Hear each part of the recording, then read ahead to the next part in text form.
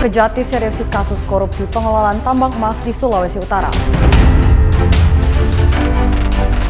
Gegana Polda Maluku evakuasi cangkang bom pesawat dari percetakan negara. Antrian solar masih terjadi di Manado dan Makassar, ganggu aktivitas supir.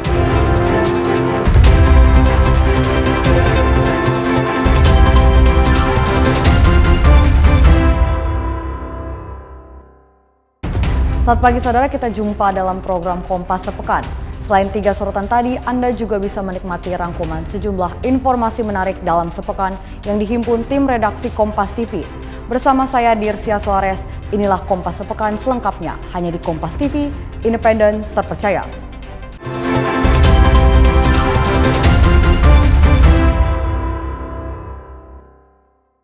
Kita awali dengan informasi yang pertama, Saudara. Kejaksaan Tinggi Sulawesi Utara terus menunjukkan taringnya dalam upaya memberantas dugaan korupsi pengelolaan tambang emas di wilayah Sulawesi Utara. Pengelolaan tambang emas PT HWR terus diseriusi Kejati Sulawesi Utara. Selain telah menetapkan 3 orang tersangka, aparat anti rasuah ini juga berhasil menyelamatkan uang negara puluhan miliar rupiah.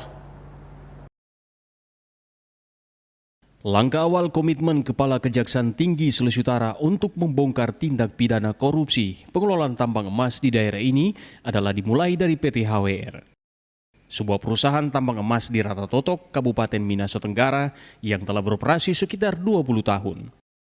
Terungkap beroperasi secara ilegal, akhirnya penyidik Kejati Sulut pada bulan Juni 2026 menetapkan 3 orang tersangka.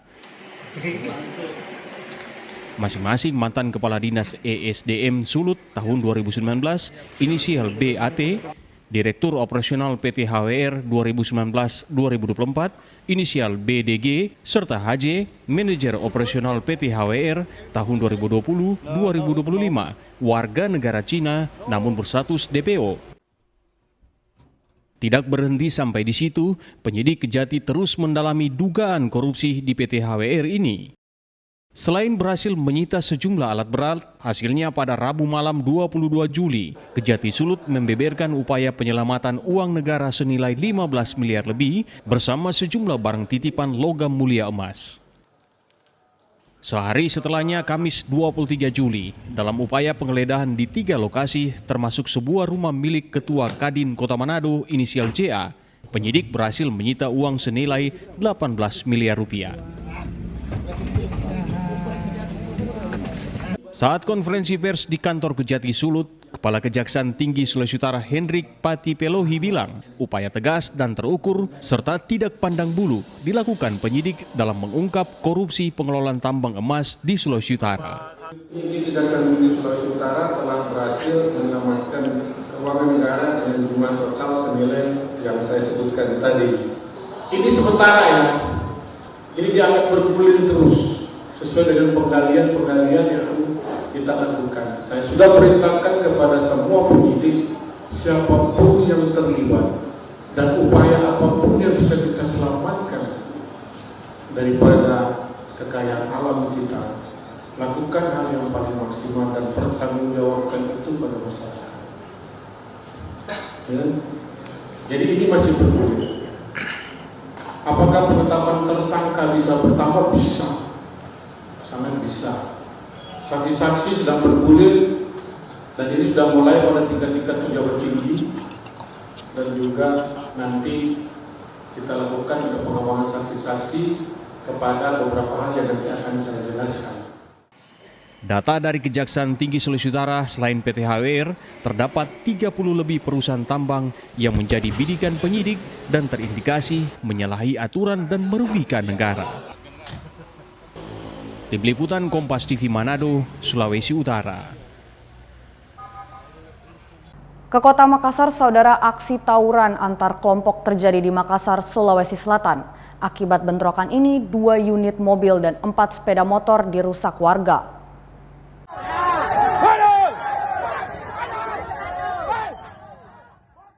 Tawuran antar kelompok ini terjadi di Jalan Abdullah Basalama, Kecamatan Panakukang, Kota Makassar, Sulawesi Selatan pada 26 Juli 2026 lalu. Dua kelompok massa terlihat saling serang hingga membuat warga dan pengendara yang melintas panik dan menyelamatkan diri. Bentrokan antar dua kelompok ini dipicu sengketa penguasaan lahan. Kelompok ini dari ormas, dari dua kubu. Kubu dari Pak James dan Ibu Tina. Kalau ini jam berapa kejadiannya itu? Kejadiannya kurang lebih jam 3. Ya. Itu peristiwanya bagaimana Bu sampai bisa terjadi ini perang kelompok? Tiba-tiba saja langsung menyerang, saling menyerang. Iya. Tapi anggota kami siagakan dari Polsek. Apakah ada korban jiwa dalam peristiwa ini ataupun kendaraan atau pekerjaan yang rusak Ibu? Kalau untuk korban jiwa tidak ada, namun untuk kendaraan ada 2 unit mobil rusak parah, untuk motor 4 unit. Tidak ada korban jiwa dalam peristiwa ini, namun aksi tawuran ini menyebabkan 2 unit mobil dan 4 motor rusak. Rama Pratama, Kompas TV Makassar, Sulawesi Selatan. Saudara, unit Reskrim Polsek Tinanggea berhasil mengamankan 3 terduga pelaku pencurian dengan kekerasan atau curas.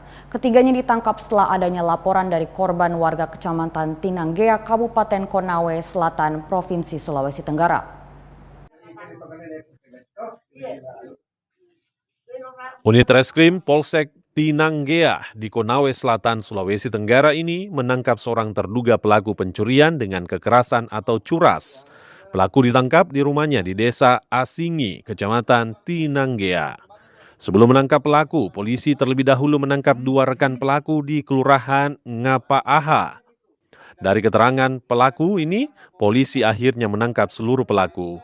Aksi kejahatan pelaku terungkap setelah korban pencurian yang merupakan warga Desa Lapoa, Kecamatan Tinanggea, melapor. Polsek Tinanggea bersama tim sus Satreskrim Polres Konawe Selatan mengamankan 2 pelaku inisial EJ dan ID, yang mana pelaku ditangkap di Bundaran Tinanggea. Setelah itu melakukan pengembangan dan penyelidikan lanjut, unit Reskrim Polsek Tinanggea bersama tim sus Polres Konawe Selatan melakukan penangkapan terhadap saudara D yang mana ditangkap di rumahnya di Desa Asingi. Ketiga pelaku, EZ 19 tahun, MAS 21 tahun, dan D 19 tahun kini ditahan. Polisi masih mendalami kasus tersebut guna melengkapi alat bukti. Silvian Seakia, Kompas TV Kendari, Sulawesi Tenggara. Saudara, kantor Desa Toto Utara, Bone Bolango, Gorontalo disegel warga. Informasi akan kami hadirkan sesaat lagi. Tetaplah bersama kami di Kompas Sepekan.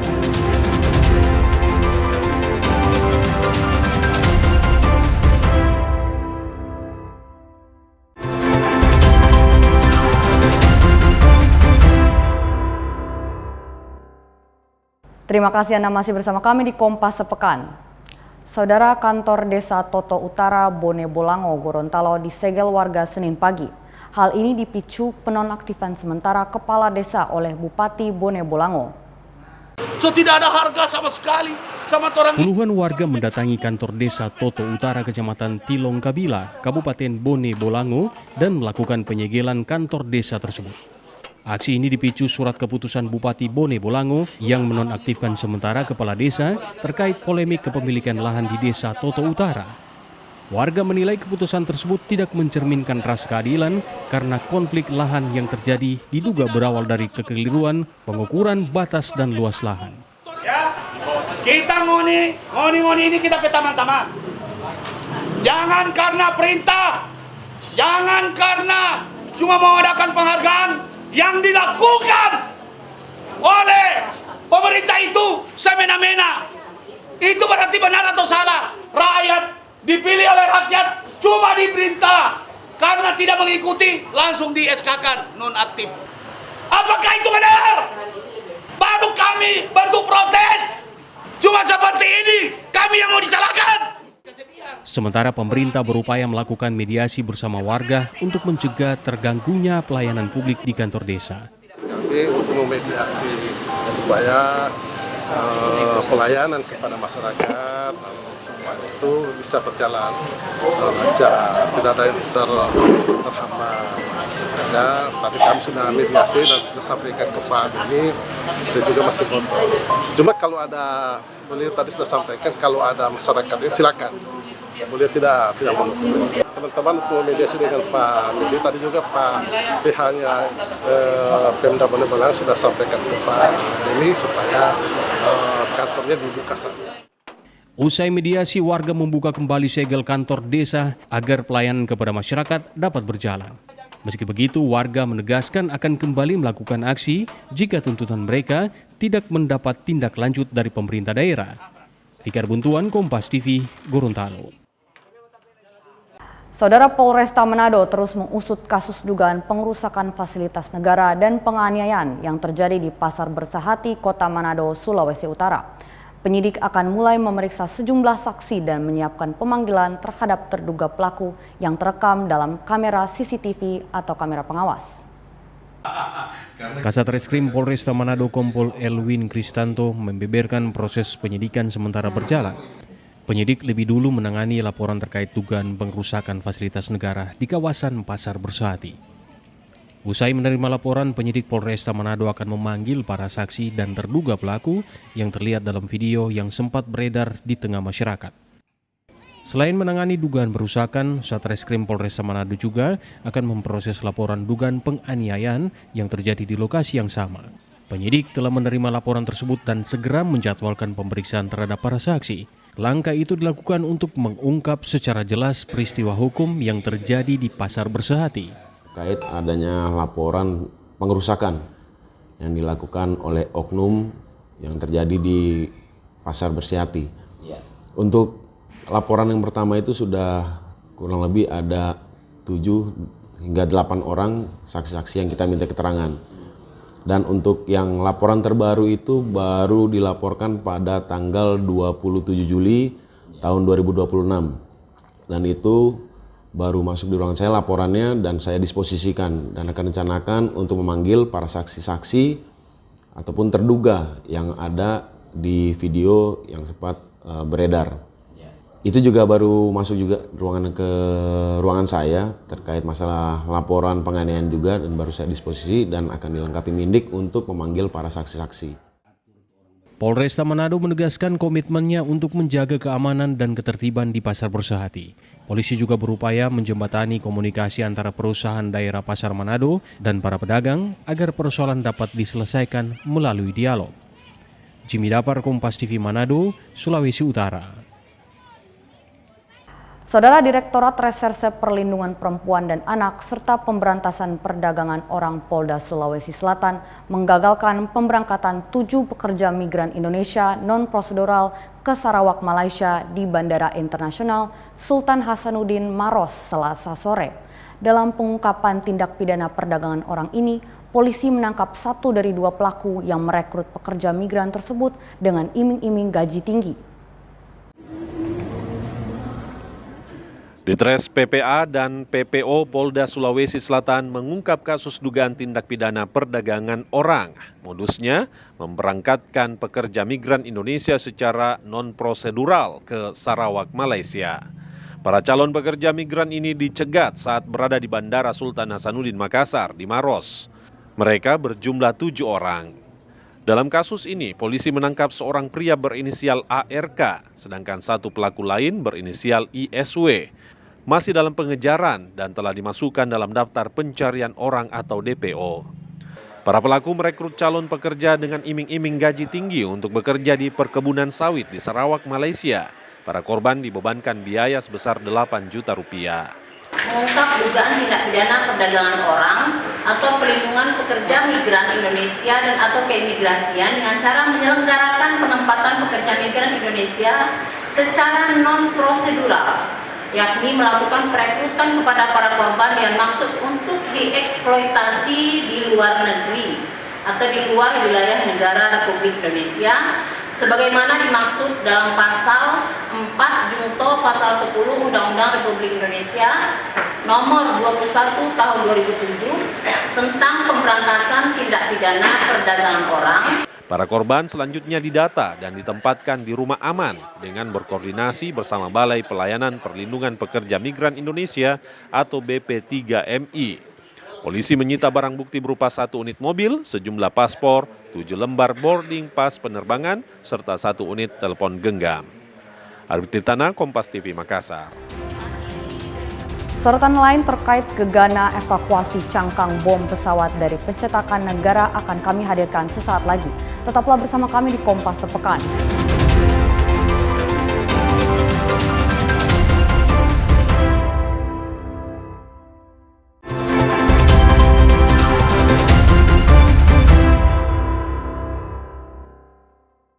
Saya Dirsya Suarez dan Anda masih bersama kami di Kompas Sepekan. Saudara, 11 wisatawan asing dan 1 anak buah kapal yang sempat hilang kontak di perairan Teluk Tomini berhasil ditemukan dalam keadaan selamat pada Sabtu sore 25 Juli 2026. Allahu Akbar.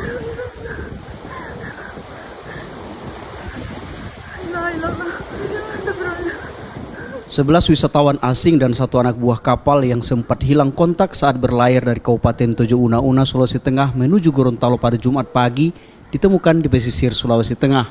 11 wisatawan asing dan 1 anak buah kapal ditemukan dalam keadaan selamat, sementara kapten kapal masih hilang. Kini para WNA dan 1 ABK telah dievakuasi ke salah satu resort di Kabupaten Tojo Una-Una untuk mendapatkan penanganan.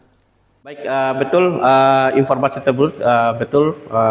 Kami sudah mendapatkan informasi dari Tojo Una-Una, di mana kapal atau speedboat yang kami kerahkan tadi pagi, 2 unit speedboat untuk melakukan pencarian dari Tojo Una-Una ke diperkirakan tempat lost kontaknya kapal tersebut, dan alhamdulillah semua korban ditemukan dengan selamat, tapi masih ada 1, yaitu nahkodanya masih hilang, dan kami akan terus melaksanakan pencarian operasi SAR sesuai dengan SOP kami 7 hari, karena pada waktu mereka melaksanakan evakuasi, yang 1 orang ini hilang karena pandangannya agak kabut, sehingga tidak terlihat bahwa posisi yang nahkoda ini masih di kapalnya, yang menurut informasi yang kami dapatkan kapalnya patah jadi 2 dan mengalami tenggelam. Tim SAR gabungan masih menyisir perairan Teluk Tomini dengan memperluas area pencarian untuk menemukan korban yang masih hilang. Operasi pencarian akan terus dilanjutkan dengan menyesuaikan kondisi cuaca dan perkembangan informasi di lapangan. Fikar Buntuan, Kompas TV, Gorontalo. Saudara, tim gegana Satbrimob Polda Maluku akhirnya berhasil mengevakuasi benda diduga bom pesawat di kawasan pencetakan negara Kota Ambon Senin pagi. Proses evakuasi sempat membuat arus lalu lintas ditutup total dan warga di sekitar lokasi diungsikan. Meski demikian, pihak kepolisian memastikan benda tersebut sudah aman karena hanya berupa cangkang kosong yang sudah diisi semen.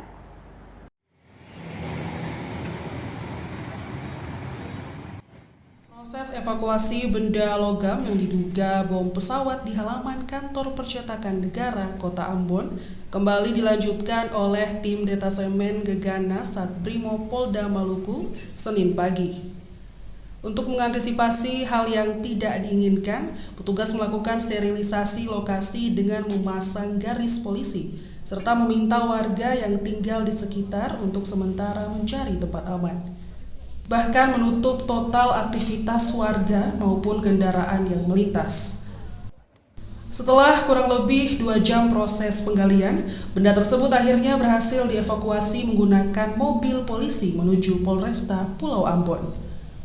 Selepas identifikasi, Kapolresta Pulau Ambon, Kombes Andreas Susanto Nugroho bilang, benda tersebut merupakan cangkang bom pesawat yang sudah tidak memiliki bahan peledak dan sudah diisi semen oleh warga terdahulu untuk pondasi tiang bendera. Dan setelah dilakukan pengecekan, ternyata sisa bom yang diduga bom itu ternyata casing yang sudah diisi dengan semen dan dijadikan tiang bendera. Bom tersebut adalah casing tersebut adalah sisa bom dari Perang Dunia Kedua.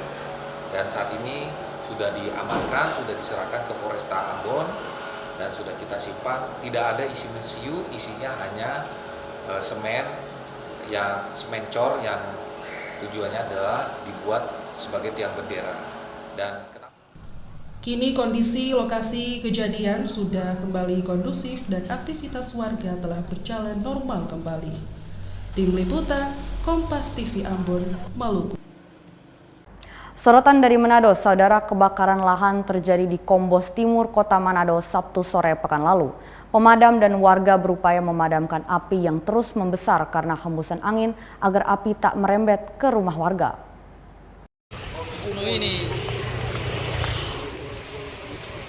Api pertama kali terlihat dari lahan tidur milik warga di lingkungan 5 Kombos Timur, Kota Manado. Warga yang takut rumahnya ikut terbakar ikut melakukan upaya pemadaman secara mandiri. Sebanyak 2 mobil pemadam kebakaran turut dikerahkan guna memadamkan api.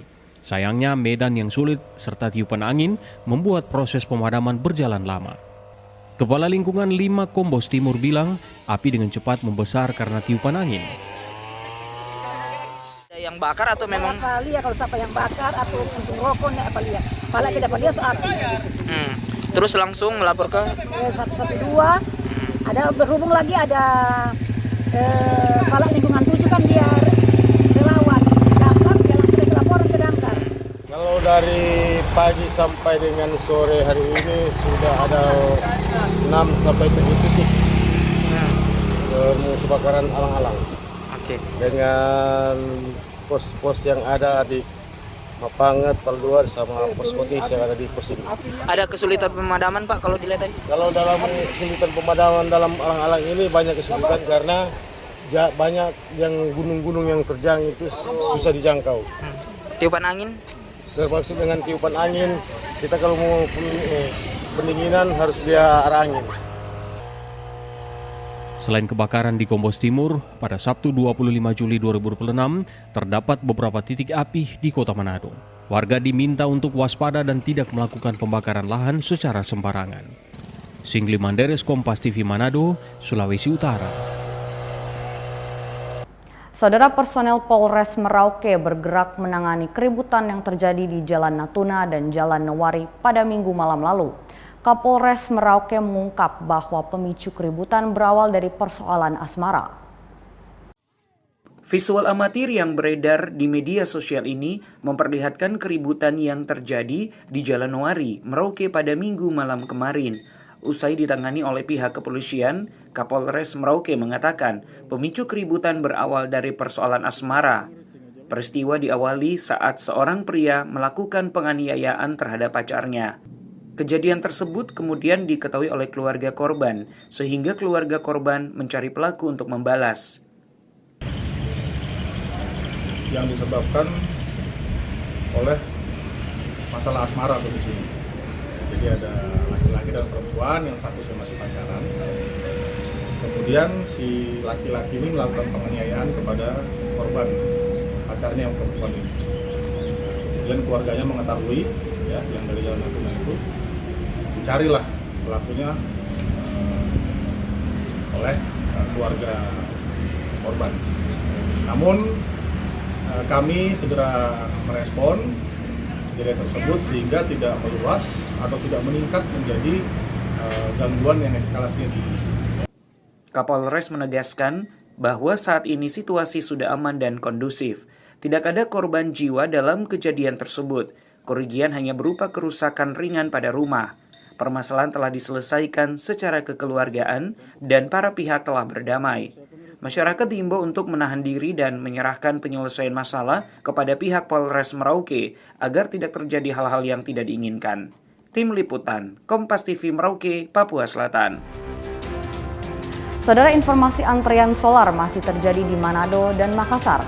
Berdampak pada aktivitas supir. Akan kami hadirkan sesaat lagi. Tetap bersama kami di Kompas Sepekan.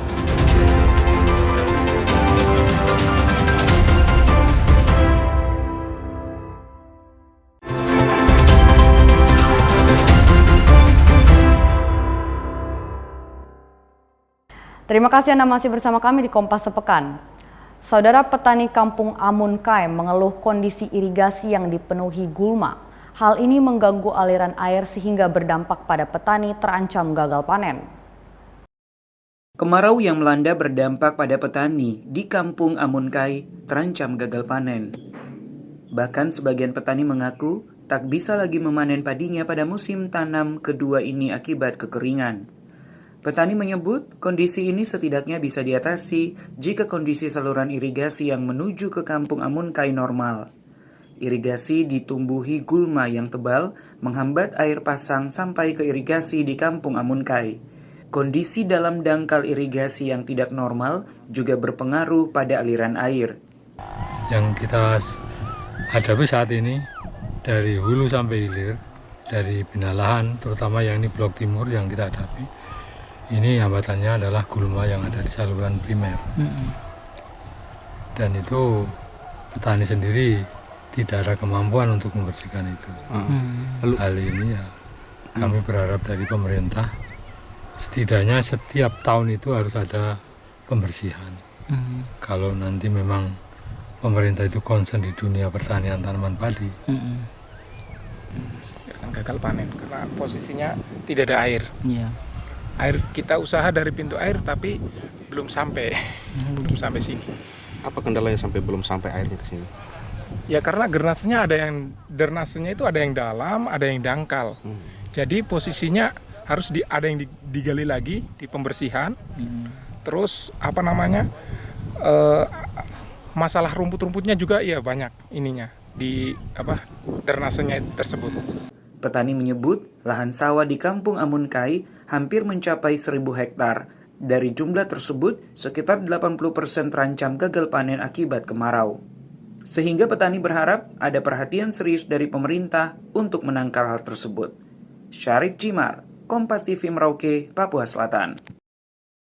Saudara, sudah berbulan-bulan antrian panjang di SPBU masih terus terjadi.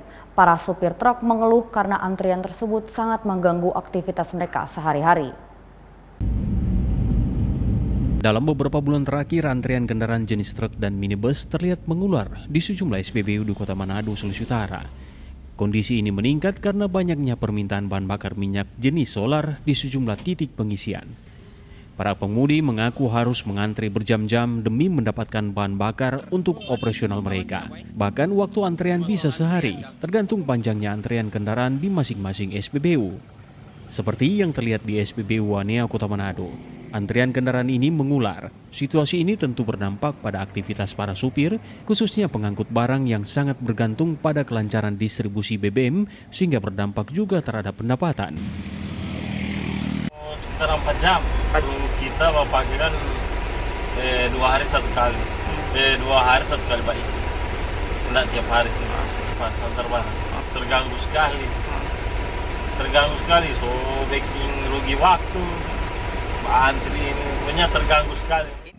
Ditambahkan juga dengan kondisi antrian solar ini dikhawatirkan dapat berdampak pada kelancaran transportasi penumpang maupun distribusi barang apabila tidak segera diatasi.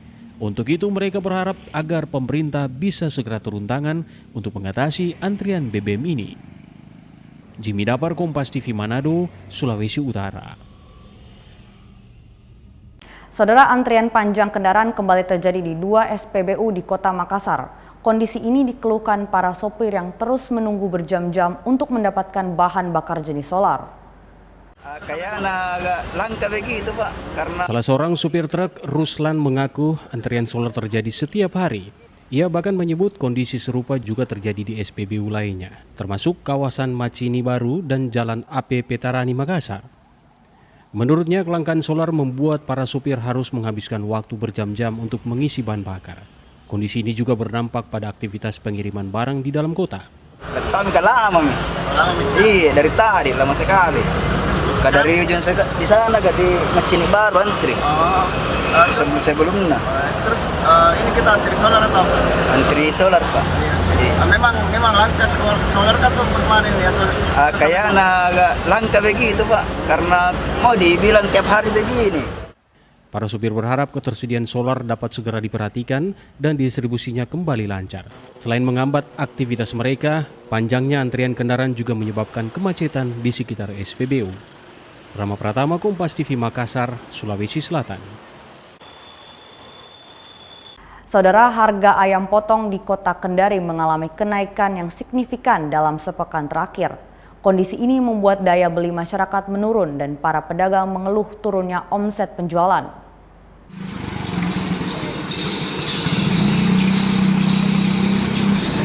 Lapak penjualan ayam potong di pasar tradisional Kendari, Sulawesi Tenggara ini sepi pembeli. Hal ini sudah terjadi sejak beberapa hari terakhir. Pemicunya harga ayam yang melonjak tajam. Dalam sepekan terakhir, harga ayam potong naik hingga Rp40.000 per kilogramnya. Saat ini harga ayam potong dijual di kisaran Rp80 hingga Rp100.000 per kilogram. Tingginya harga ayam membuat penjualan anjlok. Harga ayam melonjak sejak program MBG kembali berjalan usai libur sekolah. Menjadi MBG. Yang dulunya berapa? Yang dulunya cuma 60. Pas ada MBG 80, 90, 100 dan 3 kilo. Nah, sejak kapan lagi mulai naik ini? Sejak ada MBG 2 minggu yang lalu. Pas masuk sekolah gitu? Pas masuk sekolah. Nah, gimana pembeli saat ini? Sepi. Awal bulan naik lagi. Nah, itu kalau stok aman ya? Aman, di stok banyak, kalau lokal itu banyak gitu. Tapi memang harganya naik nih. Iya. Tapi gimana? Berubah terus. Kadang naik turun berubah terus. Dalam seminggu itu bisa 2 kali naik, 2 kali turun. Para pedagang berharap harga ayam segera stabil agar daya beli masyarakat meningkat dan penjualan kembali normal. Silviansyah Kia, Kompas TV Kendari, Sulawesi Tenggara. Saudara, usai jeda kami akan segera kembali dengan informasi dari Merauke. Satgas TMMD perbaiki jembatan penghubung Kampung Wanam. Tetaplah bersama kami di Kompas Sepekan.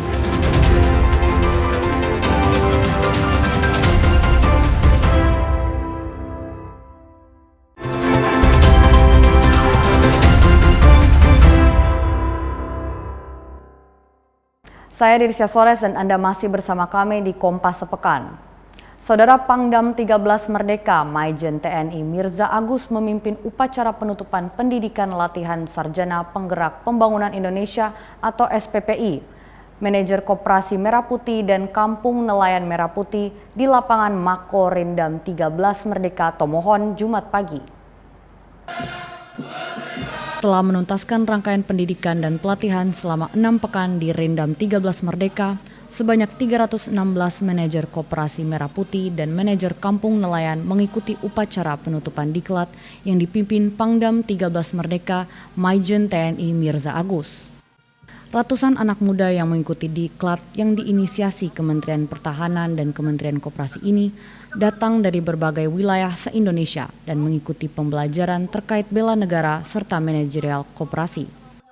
Setelah dinyatakan lulus, jebolan diklat SPPI ini diharapkan tak sekadar memiliki keterampilan kepemimpinan dan karakter yang kuat, namun juga memiliki semangat bela negara dalam memperkuat kemandirian ekonomi masyarakat serta pemerataan pembangunan nasional.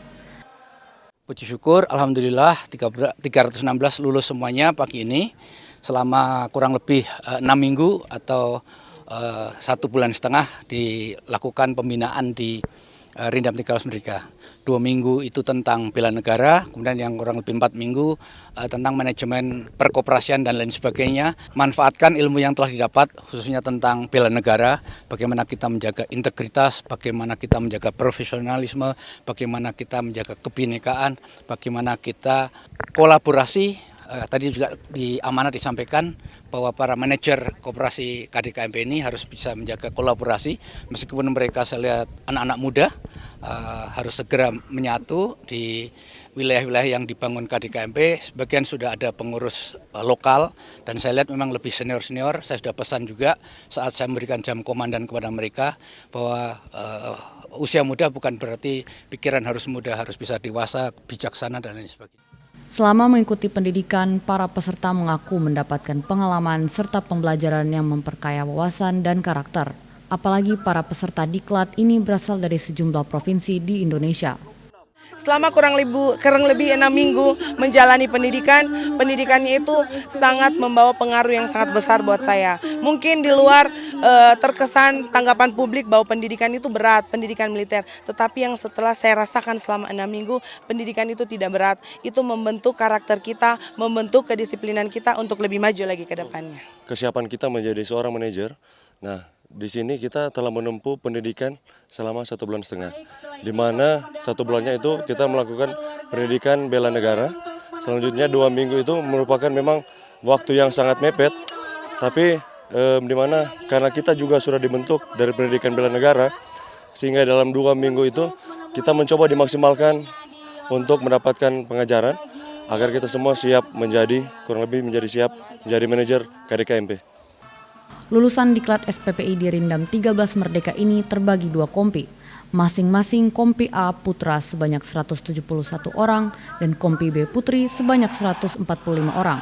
Nantinya mereka akan bertugas sebagai manajer Koperasi Merah Putih dan manajer Kampung Nelayan Merah Putih yang digagas pemerintahan Prabowo Subianto. Upacara penutupan Diklat ini turut dihadiri Komandan Rindam 13 Merdeka, Brigjen TNI Wempi Ramande, dan Rem 131 Santiago, Brigjen Yuri Elias Mamahi, perwakilan Gubernur Sulawesi Utara, serta para orang tua lulusan SPPI Rindam 13 Merdeka. Yanemika Singal, Doni Arai, Kompas TV, Tomohon, Sulawesi Utara.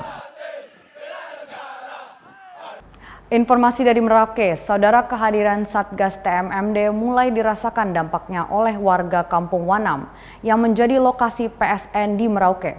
Saat ini personel Satgas tengah mengerjakan perbaikan jembatan penghubung vital yang sudah rusak dimakan usia. Selatan, jembatan ini mengalami kerusakan karena termakan oleh usia, kini diperbaiki secara bertahap oleh personel Satgas TMMD agar kembali layak digunakan oleh warga. Pengerjaan perbaikan tersebut bertujuan memperlancar mobilitas warga, mempermudah akses antar wilayah, serta memastikan keselamatan warga saat melintasi jembatan. Warga Kampung Wanam turut memberikan dukungan dan apresiasi atas perbaikan yang dikerjakan personel. Saya minta terima kasih karena jembatan ini sudah perbaiki, yang kemarin jalan kan rusak, oke, jembatan sudah diperbaiki. Jadi saya minta terima kasih kepada Bapak orang sudah fasilitasi kita punya jalan ini. Jadi dulunya rusak jembatan, jadi saya minta terima kasih bahwa jembatan ini jalannya sudah bagus. Dulu kan kita datang itu jalan pulang ke kampung masih ragu, aduh ini nanti sampai di pertengahan ini kita punya jembatan ini kalau rusak patah kita bisa dapat susah atau tidak. Ya saya Bapak minta terima kasih. Saudara, pemerintah Kota Ambon menggelar Car Free Night di Jalan A.Y. Peti sebagai ruang publik baru yang menghidupkan suasana malam di Ambon. Kegiatan ini tidak hanya memberikan hiburan bagi masyarakat, tetapi juga mendorong pertumbuhan UMKM, menarik wisatawan, serta memperkuat pariwisata Kota Ambon. Beginilah suasana Jalan Aipati yang disulap menjadi kawasan Car Free Night.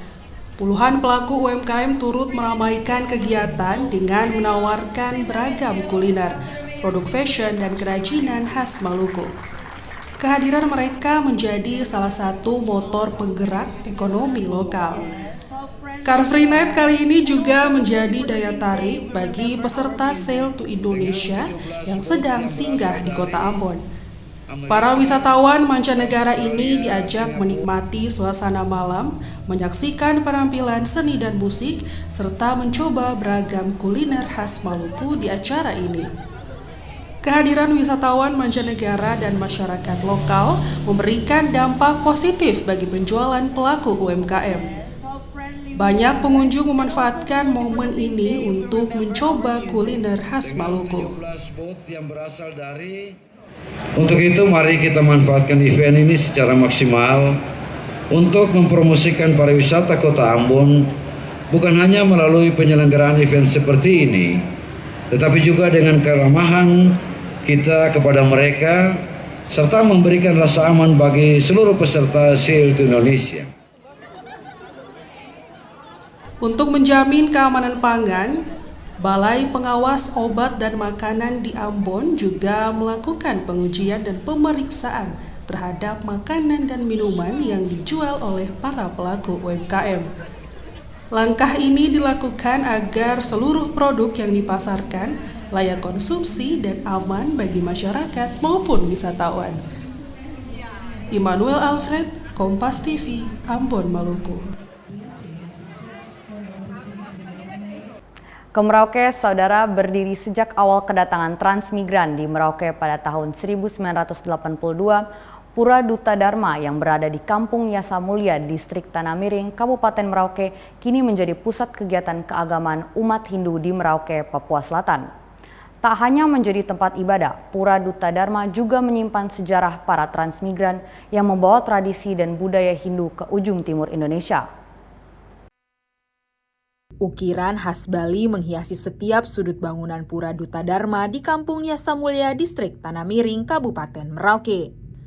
Di tempat inilah umat Hindu berkumpul untuk beribadah merayakan hari-hari besar keagamaan sekaligus menjaga tradisi yang telah diwariskan sejak puluhan tahun lalu.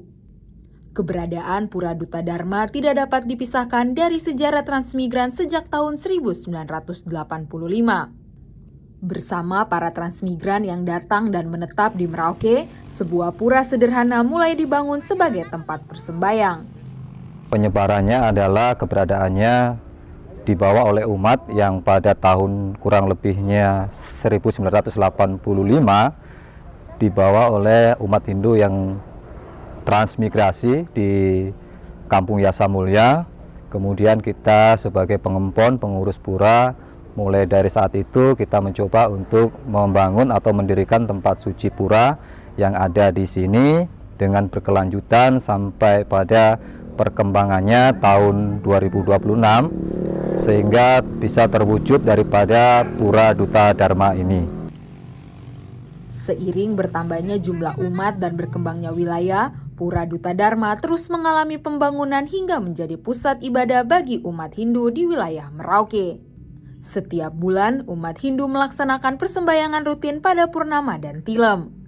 Sementara pada hari-hari suci seperti Galungan, Kuningan, Saraswati hingga Hari Raya Nyepi, umat Hindu dari berbagai wilayah di Papua Selatan memusatkan ibadah di Pura Duta Dharma. Ya, kalau untuk ibadah itu sebenarnya kalau di Hindu sih 1 hari 3 kali. Tetapi kalau untuk ibadah hari-hari tertentu macam 15 hari sekali Purnama dan Tilem. Dalam 1 bulan 2 kali. Kemudian ditambah hari-hari besar seperti Saraswati, Pagerwesi, Siwalatri, bahkan tahun baru Saka ini, Hari Raya Nyepi. Di seluruh distrik Tanah Miring ini bersentral di Pura Duta Dharma ini. Tak hanya menjadi tempat ibadah, Pura Duta Dharma juga menjadi ruang berkumpul bagi umat Hindu untuk mempererat kebersamaan melalui berbagai kegiatan sosial, mulai dari penghijauan, berbagi takjil hingga donor darah. Dengan sejarah yang telah mengakar sejak era transmigrasi, Pura Duta Dharma tidak hanya menjadi simbol kehidupan spiritual umat Hindu di Merauke, tetapi juga menjadi bagian dari keberagaman budaya dan kerukunan yang tumbuh di Papua Selatan. Tim Liputan Kompas TV Merauke, Papua Selatan. Informasi tadi menutup perjumpaan kita dalam program Kompas Sepekan. Tetap ikuti Kompas Sepekan setiap hari Sabtu. Saya Dirsya Sores, pamit undur diri. Saksikan rangkaian program berita di Kompas TV, independen, terpercaya.